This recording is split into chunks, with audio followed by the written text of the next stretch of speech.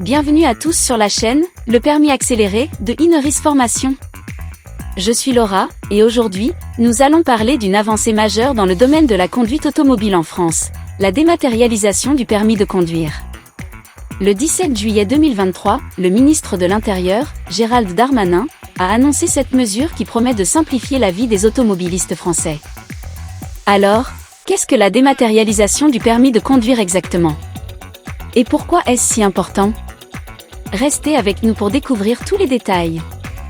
Tout d'abord, parlons des avantages de cette nouvelle mesure. La dématérialisation du permis de conduire permettra aux conducteurs d'avoir toujours leur permis à portée de main, directement sur leur smartphone.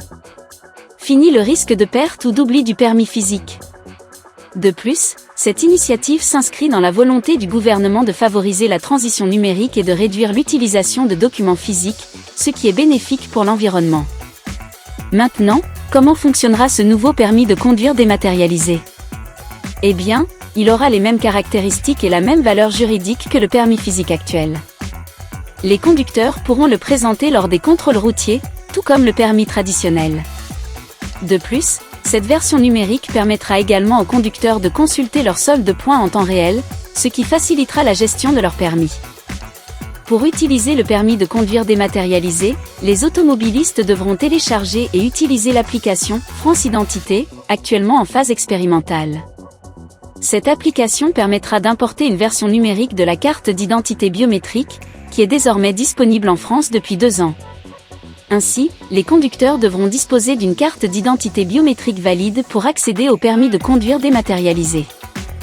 En ce qui concerne le processus de mise en place, le gouvernement français travaille en collaboration avec la Commission européenne pour harmoniser la dématérialisation des permis de conduire au niveau de l'Union européenne.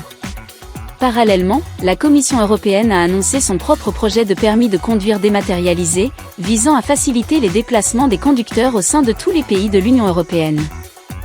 Mais ce n'est pas tout. En plus du permis de conduire, d'autres documents officiels seront également dématérialisés dans les années à venir.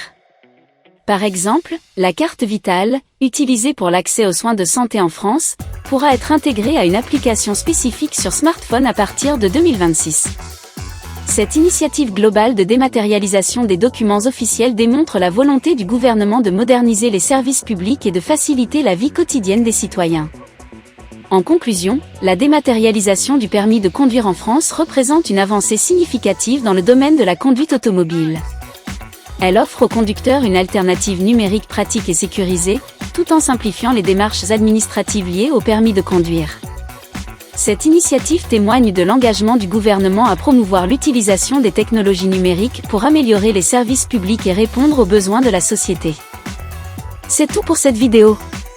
N'oubliez pas de liker, de partager et de vous abonner pour plus d'informations sur le permis de conduire. N'hésitez pas à poser vos questions, vos commentaires, nous y répondrons. Restez connectés pour les dernières actualités sur la route vers votre permis de conduire. Merci de nous avoir rejoints, et à la prochaine!